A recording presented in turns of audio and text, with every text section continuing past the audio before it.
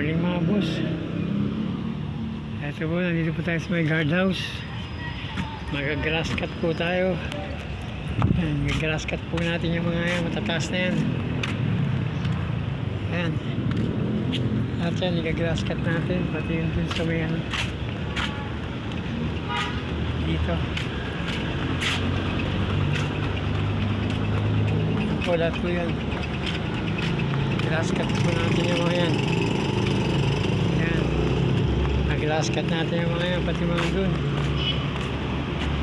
Ayan po. Grass cut natin. Prepare ko lang yung mga gagamitin.